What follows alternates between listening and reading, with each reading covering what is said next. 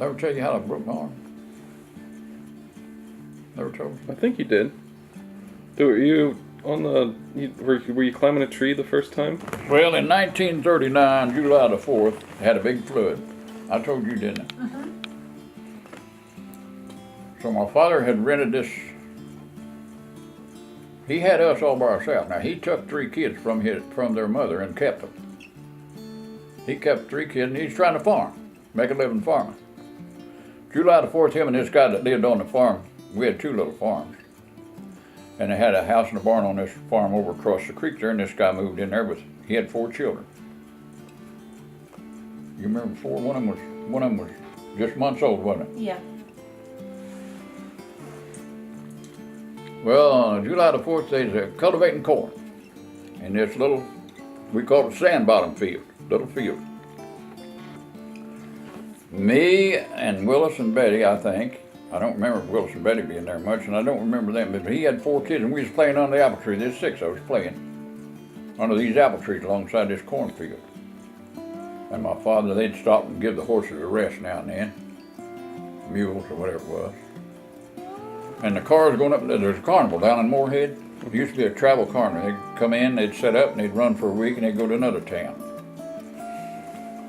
Well, they're going up and down the road in their old cars. Well, let's see, that was 39, so you know what kind of cars them might have been. They'd run up and down the road, going to the carnival, having a big time. My father would say, all that idleness, that's a sin. Something's going to happen to them bad. Well, he thought that God put the flood on them people for going to the carnival. He thought going to the movie theater was a sin too.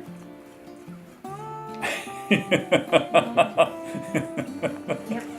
You didn't know your great grandpa was that ignorant, did you? No. No.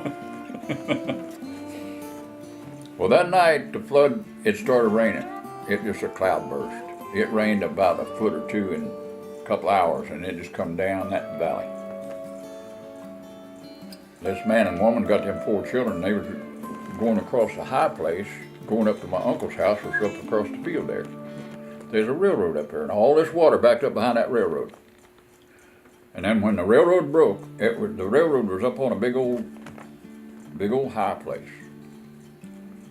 And when it broke, all that water come right down across that field. And they was out, and 20-foot wall of water was coming, just a big wall of water was coming, and swept them away, killed them 4 children. Wow. One was a baby, and one was about my age, maybe. I can't remember. You remember reading that on the... I got the picture here. One was 8, 6, 3, and 7 months. 8, 6, 3, and 7 months old. That woman never got over that. She died. A year or 2 after that, she died. I think she killed herself, didn't she? I don't think so. I don't know how she died. But I remember this. That morning, I was 6 years old, and I remember this. That morning, that guy came up, walking up to the house.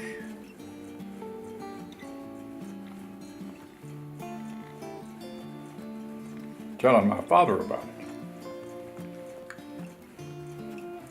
Well, here he is with 3 children.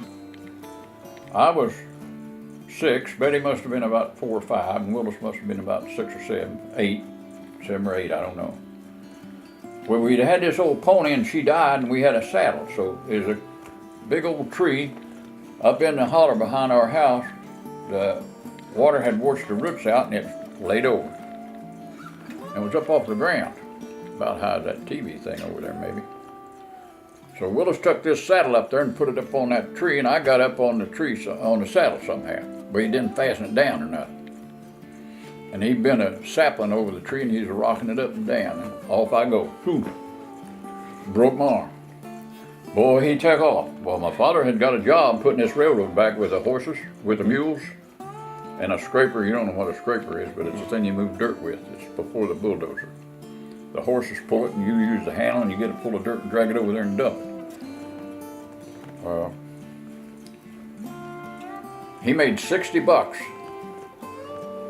and two broken arms cost him $60. He said he'd been better off stayed home.